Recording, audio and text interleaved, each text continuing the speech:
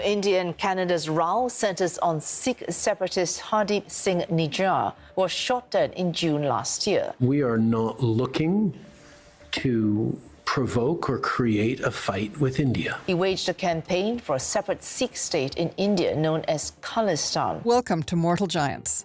I'm Sandy Garossino. And I'm Veena Najabola. This podcast is produced in collaboration with Canada's National Observer. Beyond the headlines, the India-Canada diplomatic storm. The Indian government made a horrific mistake in thinking that they could interfere as aggressively as they did in the safety and sovereignty of Canada. Hi, Veena. Great to be together again. Hi, Sandy. Nice to see you. And here we are. We're talking about Canada and India, which is somehow almost a perpetual subject now. It has been for the last 15 months, yes, since Prime Minister Trudeau made that big statement in September of 2023 in Canadian Parliament saying India was involved in killing Canadians on Canadian soil. Canada has provided credible, irrefutable evidence of ties between agents of the government of India and a murder of a Canadian citizen on Canadian soil. Now it is time for India to live up to what it said it would do and look into those allegations. And there's been so many chapters to this, and most recently now, the RCMP has come out with a statement outlining in detail, or outlining the rough outline, shall we say, of the claims against India and actually implicating senior figures in the Indian government. Canada expelled 6 Indian diplomats, including High Commissioner Sanjay Kumar Verma.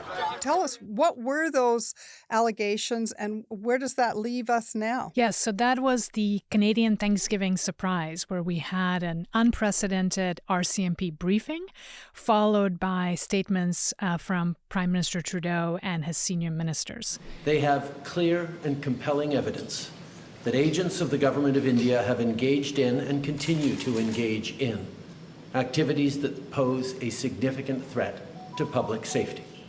This includes clandestine information gathering techniques, coercive behavior targeting South Asian Canadians, and involvement in over a dozen threatening and violent acts, including murder. Basically, what we learned from the RCMP was that in the interest of public safety, they needed to come out and speak about an ongoing criminal investigation. There has been well over a dozen credible and imminent threats to life which have led to the conduct of duty to warn by law enforcement. Particularly the murder of Nijjar, a Sikh separatist here in British Columbia, as well as other criminal activity that has been happening in Canada. It's not our normal process to publicly disclose information about ongoing investigation in an effort to preserve their integrity.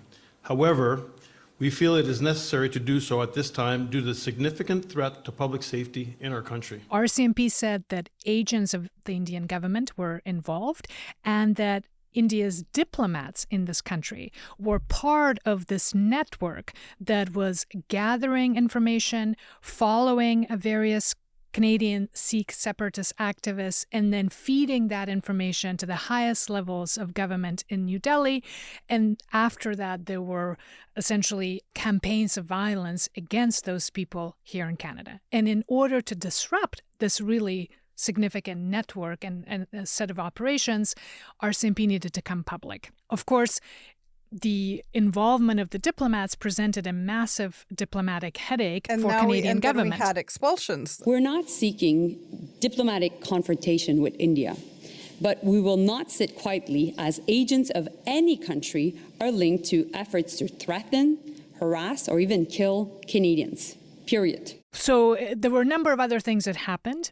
We now know through various public testimonies, including the Parliamentary Standing Committee on Public Safety and National Security, Deputy Minister of Foreign Affairs David Morrison, as well as the National Security Advisor to the Prime Minister, testified, laying out kind of what happened the week before the big Thanksgiving announcement.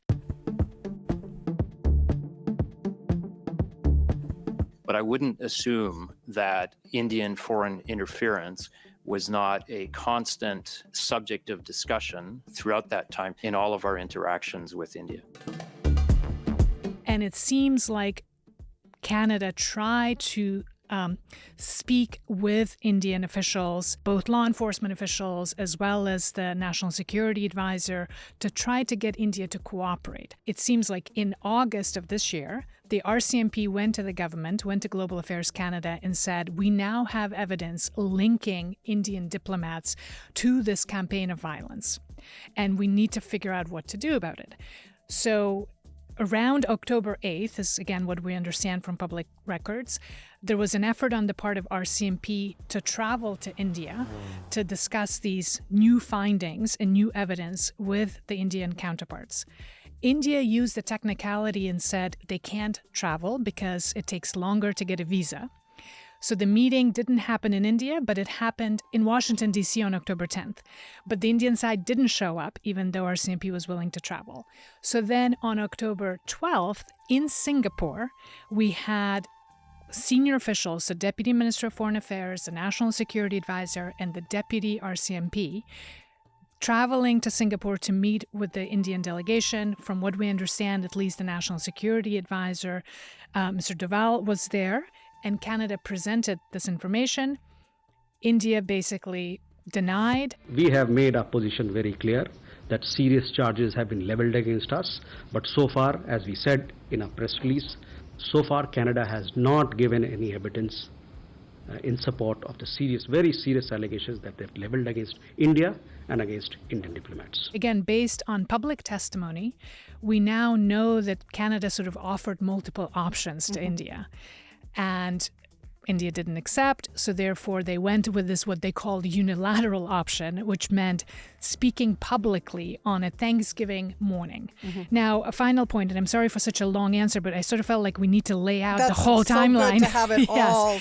So the reason why it had to happen on a Monday of a Thanksgiving holiday was because after that meeting in Singapore, the Indian delegation went back to Delhi and essentially started to leak information to their media. India-Canada ties have hit a new low, with India launching a diplomatic counter-strike against Canada's Trudeau government over its wild and dangerous allegations. Saying that they had been very strong and firm with the Canadians on these kind of politically motivated allegations.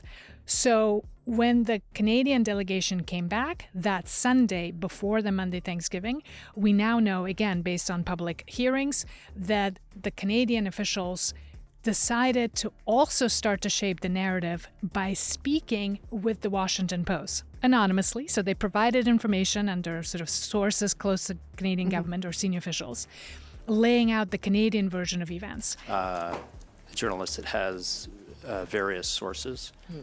He asked me if that was one of the people, and I confirmed that it was. And in that now famous article that came out from the Washington Post that Monday, Amit Shah, a senior government official in India, home minister basically, very close to Prime Minister Modi, was named as the person involved in this, which is really quite a remarkable development, obviously. And while India continues to deny this, this has been headline news and a huge topic of discussion within India. So this is kind of it's a complicated thing to piece together. And again, it's taken us multiple hearings and many leaked stories and coverage here in Canada, as well as in India and in the US, to try to piece it all together. But that's the picture that emerges, that India essentially did not want to cooperate and waive immunity on the part of its diplomats. Following India's intent to unilaterally remove immunities for all but 21 Canadian diplomats and dependents in Delhi, Immigration, Refugees and Citizenship Canada will be significantly reducing the number of Canadian employees in India. Which would have been quite an unusual thing. Countries don't waive diplomatic immunity. That's why diplomatic immunity exists. So that option was a bit of a non-starter from Canada. The second option was for India to do what it had done with the U.S. case and establish an inquiry process of some sort. So in the case of that U.S. murder.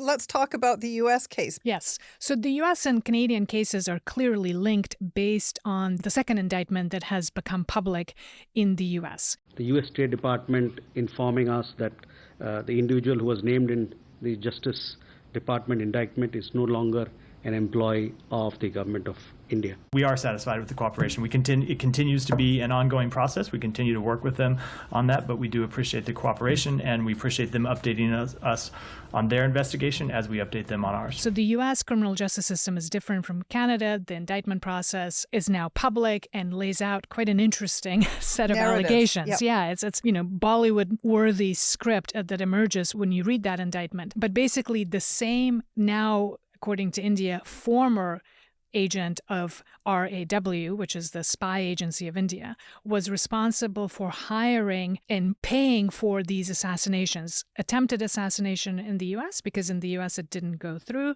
and an actual assassination here in Canada. So the cases are very much linked.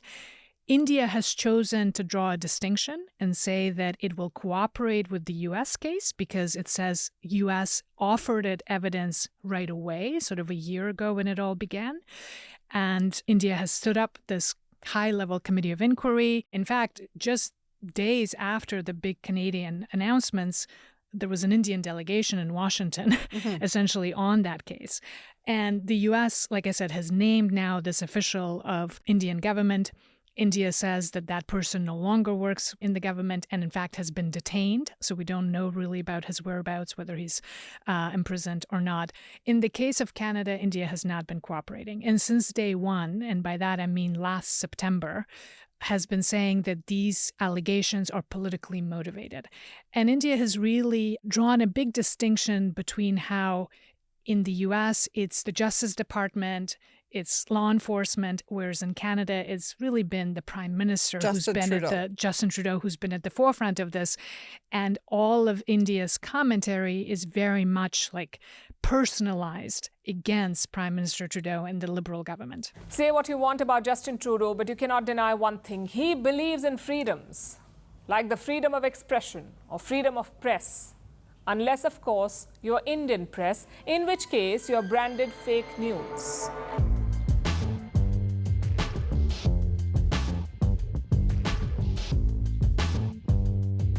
How is the international community dealing with this? And how is the U.S. dealing with this? Are they just not engaging on the question of the Canadian fact pattern and just strictly confining themselves to the DOJ indictment and the inquiry that's proceeding there? How is this being perceived and dealt with internationally? So the expulsion of diplomats from Canada and then India's reciprocal action and an expulsion of 6 Canadian diplomats became global headlines. As relations between the two countries worsen, each removing the other's senior diplomats in tit-for-tat expulsions. Because it is quite unusual and unprecedented for friendly governments to engage in such a big public diplomatic spat. I mean, in the Canadian context, the last time we did something like this was in the 70s, and it was with the Soviets, right? And that's during the Cold War, and the Soviet Union was an adversary state. So it really is quite unusual, and therefore the world paid attention. This made global headlines. But in most media, apart from US and Canadian media, the focus really has been on Canada accuses India of this, India denies it. So it's kind of a bit of a he said, she said, and quotes about the fact that Canada has not provided any public evidence yet. We have had support from the Five Eyes, so the US, UK, and Australia. But even that has been really more about India needing to cooperate with Canada's judicial process, right? So the statement that we're seeing coming out are very much that India needs to cooperate and India is not cooperating now. The U.S., I think, is in a delicate situation because U.S. sees India as a strategic partner. U.S. has been deepening its partnership with India on all fronts, including defense and technology. I mean, even just in September, we saw Prime Minister Modi visit the U.S., go to Biden's hometown, and the reception was very warm. At the same time as all of this ongoing judicial process is unfolding. So the U.S. has kept it on separate tracks, if you will, because of India's strategic partnership with the U.S., because of the interests that have to do with China and the broader picture. And I think different from the crisis that Canada had with China, if you recall, in 2018, this time around for our allies, it's a much more complicated game where they obviously want to support Canada, and obviously US and the UK and others are concerned about India engaging in transnational killings. and want to draw a red line on that. But they also don't want to jeopardize their relationship with India, because India is not China. India is seen as a democracy, a flawed democracy perhaps, but nonetheless a democracy and a strategic partner in this bigger game. And a partner with growing international power and influence. Absolutely. Whereas Canada is a small and somewhat declining country in terms of its international power and influence, wouldn't you say? Yes, but it's also less about Canada, more about the principle and about international law. What India is accused of having done is really concerning for everybody who cares about international law, who cares about rules-based international order.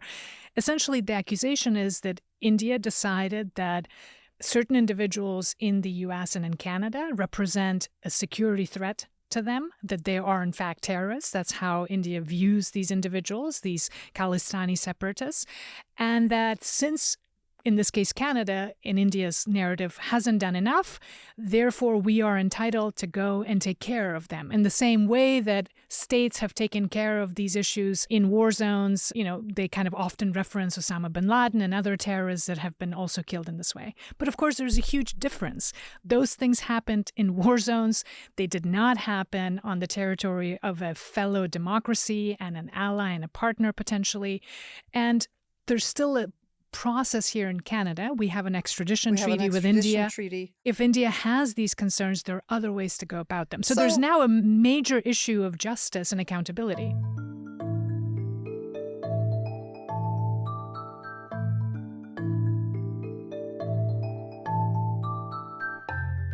What's remarkable to me in India, even progressives who oppose Modi in India are like lining up, supporting. Unpack this a little bit for me, because surely India could have sought extradition and could have brought actions in Canada seeking to extradite these individuals so that they could be tried in India. What went off the rails there? So I think you're absolutely right that this position in India is very much a popular one. It's not just the Prime Minister Modi and the BJP party. Congress and other parties also seem to be supportive and very much lining up behind Modi's actions. Partly because there's something very unique with respect to Canada in the Indian psyche. And it goes back to the events of the 1980s, the Air India bombing, the way India thought Canada mishandled that situation. It botched that whole thing. So there's quite a bit of sort of historic trauma and mistrust that exists between law enforcement in India and here in Canada. India believes that its extradition requests go unanswered or are not taken seriously. In fact, it often mentions the 27 cases that are currently pending. But if you look at the Canadian side of it, 26 of those 27 cases have now been returned to India for additional information because our law enforcement doesn't believe that the cases are strong enough and they can't take action on them. So there's two sides to this story, but the Indian narrative is that Canada doesn't take its national security concerns seriously, and it refers back to the Khalistan extremism dating back to the 80s. June 6, 1984. The Indian Army opened fire on the Akal Takht, the holy shrine inside the Golden Temple in Amritsar. The mission was named Operation Blue Star. It was to capture and flush out Khalistani militants inside the holy site. We've already announced that the army will stay there only as long as absolutely necessary, which means that when they've cleared the Golden Temple complex. The cost of capturing the Golden Temple has been heavy in every way. The army now admits 90 soldiers died. The total loss of life is put at 700, twice the original figure, and this one is by no means final. Tens of thousands of deaths in Punjab, the Sikhs' home state, followed Operation Blue Star. Indian government has signed their own death warrant. We regret to announce the death of the Prime Minister, Mrs. Indira Gandhi. She'd been walking along this path to the house when a trusted security guard, a Sikh with 15 years service, opened fire. The coffin was draped in the national colours of India, green, white and saffron. Some of the crowd chanted, "Indira, blood for blood."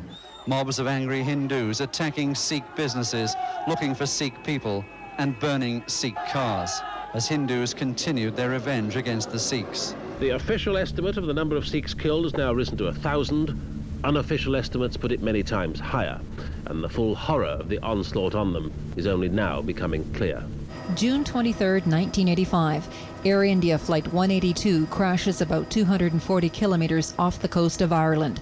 It will later become clear the plane has been brought down by a bomb. And sort of has this idea that Canada is too soft on extremism, that basically extremist elements in Canada take advantage of Canada's multiculturalism, of Canada's pluralism and tolerance and human rights frameworks, and that Canada is too naive and doesn't see the problem that it has now created on its own soil. So that's India's narrative. Yeah. From Canada's perspective, obviously, RCMP now says, yes, a lot may have happened in the 80s. We've had commissions of inquiry, as you know. If you read the major report, Canada has acknowledged that, yes, that was not handled well.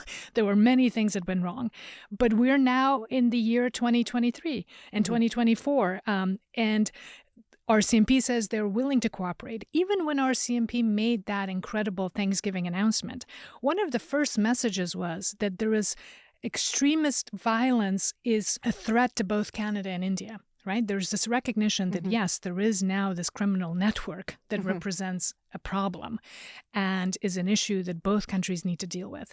I think that's lost on the Indian side. And then, of course, there's the distinction between people who are advocating for Khalistani independence in Punjab versus both criminal organizations, criminal networks, and terror networks that are seeking to launch attacks, plan attacks from Canadian soil and plan these attacks, which, by the way, apart from the Air India bombing, that terrorist attack, there's been very little. There's been a lot of noise. Yes. There's a lot of rhetoric. Yes. There's a lot of heated rhetoric. Yes. One of the things that I think maybe people in India are more attuned to than people in Canada is the level of the rhetoric. People in Delhi who are Punjabi speakers know what is being said in the temples in Surrey and Markham. In the gurdwaras, yes. Average Canadians do not know what is said. Yes. But those are, again, what I understand is that there's a long tradition of kind of heated rhetoric, but there's not too much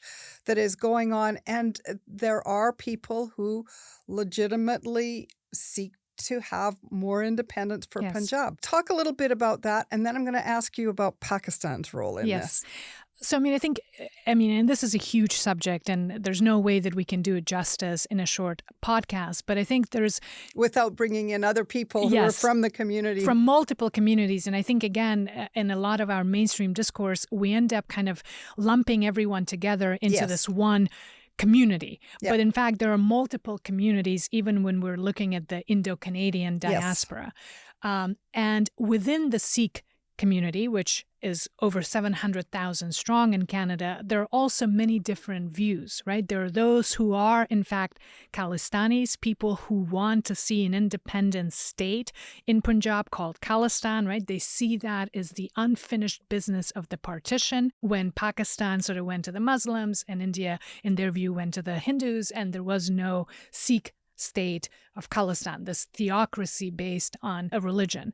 Then you have people who are Sikh nationalists. They're not necessarily seeking an independent Khalistan, but who believe that Sikhs need more rights and better integration within India. Often, I think, with the Modi government in particular, there is a need to kind of look at everything from the same, everybody together, right? And then there are obviously in Canada, the majority of Sikhs are neither. They're basically are Canadians living in Canada, living their lives. Yes. They're not living every moment with what's going on. Consumed with this unfinished struggle from the 80s.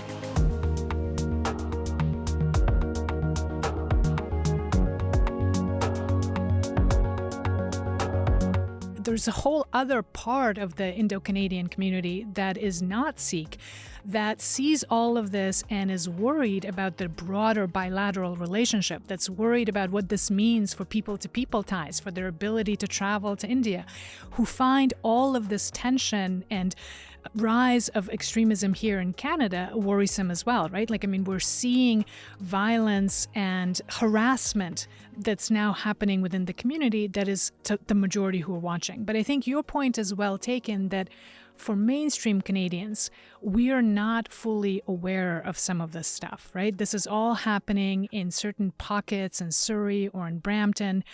And given its impact now on our bilateral relationship with India, a democracy of 1.4 billion people, given the impact on our foreign policy, I think the bigger lesson here is that we need to pay attention, that we can no longer outsource foreign policy to just small diaspora voices, often voices that are most extreme because of certain historical or other reasons, that now our foreign policy needs to be based on a broader national conversation and a perception of national interests rather than these very loud, vocalized minorities within certain communities. Pro-Khalistan groups rallied. The anger, if anything, growing stronger. Although I don't know how much our foreign policy is influenced by the strength of the Khalistani movement in Canada. I think that that movement cannot be ignored from our own domestic politics, but there's a larger question here. One of the things that really can make it hard for Canadians to appreciate, because most of us, Indian diaspora in Canada, has a very, very large Sikh composition. Half. It's about 50-50. But in India, the Sikh population is about 2%. Yes. There are more Christians in India than there are Yes. Sikhs. And in fact, even in the state of Punjab, they're not the majority. It's widely considered to be just a non-issue in India. Well, the separatism, right? The is a separatism, non-issue. the issue of Khalistan independence. Because remember, Punjab is Yes. landlocked. Yes. The population is nowhere near large enough given the geopolitics of the 1.4 billion people of India and then the hundreds of millions There is of no Pakistanis. independence movement in Punjab today, any meaningful independence movement, right? So when we think about that, you're absolutely right. This idea of a Khalistan is much more of a diaspora idea than it is something that has traction within India. It's kind of remarkable how that has, and that's happened not only here in Canada, it's happened in the UK, and to a lesser extent, I think, because of the broader immigration patterns in the United States. But the influence of those voices on the politics in Australia and UK is different. And that has to do with the way our nominations happen for within the local ridings. Mm-hmm. I mean, now we're getting into a bigger subject, which is a subject around foreign interference writ large. But Canada is uniquely vulnerable to foreign interference because of our nomination system for political parties, especially the Liberal Party. That's interesting. So because But the not same just the the same Liberal Party. 20,000 people, not just but especially, the same 20,000 people who are most vocal can basically vote in the nomination process for multiple parties. Mm-hmm. And essentially, Gurdwaras in particular offer a very powerful system for voter mobilization and influence at that level of local politics. And then this brings us to the subject of the leader of the opposition not having security clearance and Yes. not having access to the classified documents and security briefings that the other leaders of Canadian political parties and that the cabinet has access to. Although it's unclear to me what the other leaders have done with that information with respect to people within their parties who may or may not be implicated in foreign interference. We don't know anything, but Yeah. it's a live issue that apparently Yes. there's been the allegation of Indian interference in Yes. the leadership of the Conservative Party of Canada. Although under cross-examination, the Prime Minister, when he spoke at the Commission on Foreign Interference, did note that it's not unique just to the Conservatives. So this is, again, a broader subject of foreign interference, of which India is, of course, one of the target states.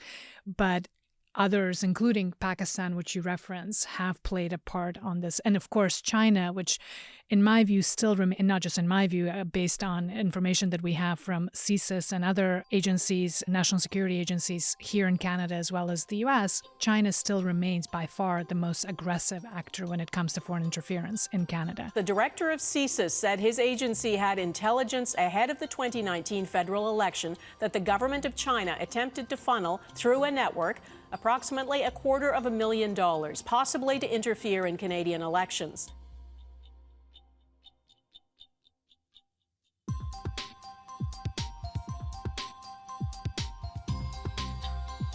Your broader point is that all of this, China's ongoing foreign interference and interference by other states, Russia, Iran, Pakistan, shows that Canada needs to take national security seriously, that it cannot be a partisan issue, that it cannot be an issue which we sort of look at through a particular lens from a diaspora perspective or from a vote perspective. It needs to be an issue on which we're all united. It cannot be seen as a liberal or conservative issue. It's an issue for Canadians. We now live in a much more dangerous, much more unstable world.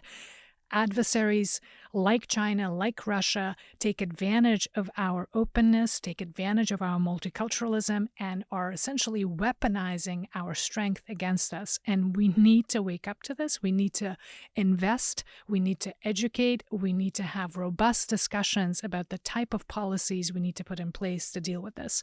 That conversation is now happening. That's good. But we're still in the early stages. And I think there's still too much of an instinct to politicize or to simplify or to just kind of use this for other reasons. The whataboutism is a huge problem in all of this, because nobody comes to the court of public opinion with clean hands in this whole thing, and everybody is affected by it. I just want to return a little bit to the role of Pakistan in stoking anti-India. What do you know? Pakistan is basically pursuing a fairly simple strategy. The enemy of my enemy is my friend. Pakistan has continuously used terrorism to disrupt elections in Jammu and Kashmir. It's not that somehow Pakistan is supportive of the Sikh religion or Sikh activists or even Khalistani activists. There's almost no of the Pakistan part of Punjab, Sikhism basically has There's disappeared. Quite a bit of repression inside Pakistan. It's not a pluralistic place. So again, Pakistan is pursuing these policies because it sees them as detrimental to India. It essentially wants to empower elements, including criminal and extremist elements, that they believe are destabilizing to India. And this has been a policy that they're pursuing. So in the case of Canada, they basically want to support candidates who are hawkish on India or who view India as an enemy state, right? This idea that now sometimes circulated in the Canadian discussion that India, by engaging in this kind of action, by essentially killing a Canadian on a Canadian soil, is therefore an enemy state. I think that's an oversimplification of the analysis and serves particular interests more than others, and certainly Pakistan would like that narrative. Where do we go from here? Yes.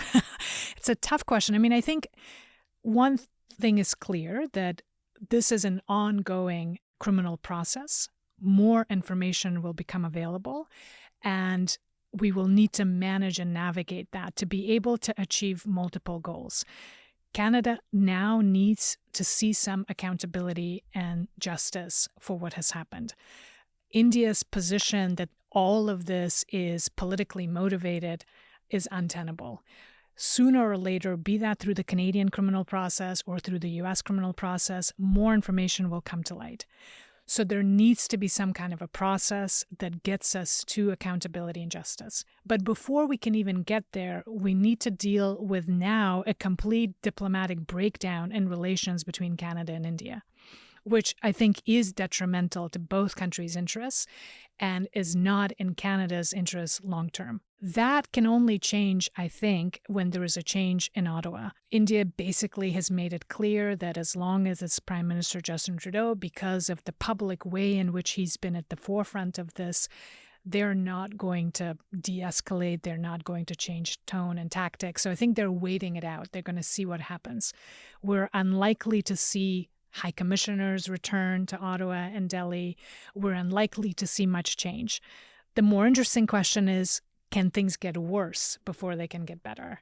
And I think that will depend by and large on what else becomes available through these criminal proceedings and through the U.S. indictment and justice process. The area where things can get worse is potentially on the economic side with respect to sanctions or restrictions on businesses, as well as visas for students and people who travel and go back and forth between the two countries. Everything that I understand about India, and I have family there, is that everything that you have said, and we've talked about this on other occasions, is how much this is laser focused in India on Justin Trudeau himself personally. The big question hanging in the air: why has Justin Trudeau triggered a diplomatic war with India?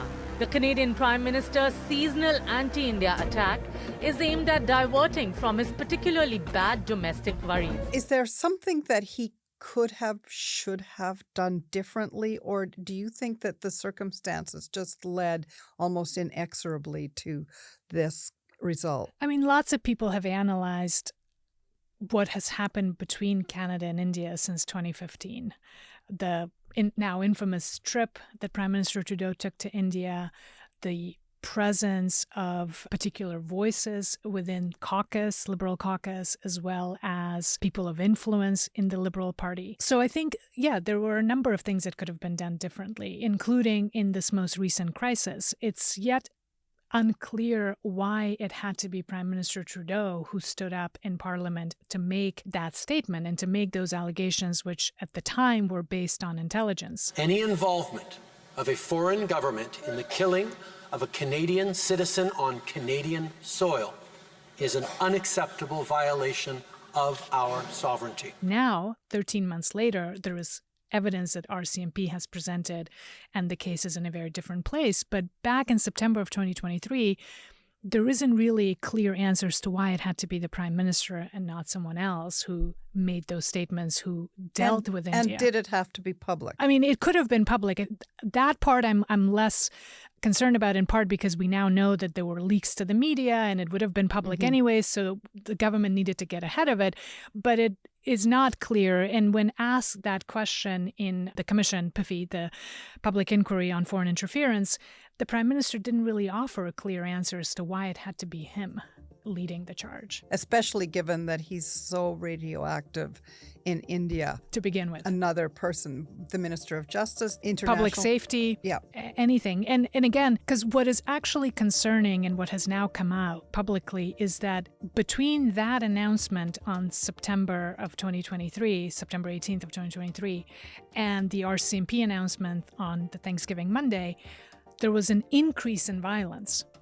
So RCMP is now saying that in those 13 months, we actually saw much more of an active campaign of violence. By the Indian government. By agents linked to the Indian government. I mean, and that was a statement that also Minister Jolie made, which is really deeply disturbing. So in other words, that statement didn't disrupt anything. It emboldened more activity. Did the Americans experience the same thing? We don't know. But again, in the case of the U.S., things are slightly different because the issue is less charged. There is no history with the Air India and bombing and all the rest of it. There are many more influential pockets in the U.S., not just the Sikh community, but also the business community, the Indo-US business community that's very active. I think it's difficult to compare. And plus, the U.S., since day one, has really approached this as a law enforcement issue. And it's the Justice Department that's leading on this. We haven't heard President Biden or Secretary Blinken make too many statements on this. On that note, Veena Najibullah, thank you again for, shall we say, knitting together all of these threads and showing us a picture of what's really going on behind the scenes. Thank you. Thank you, Sandy.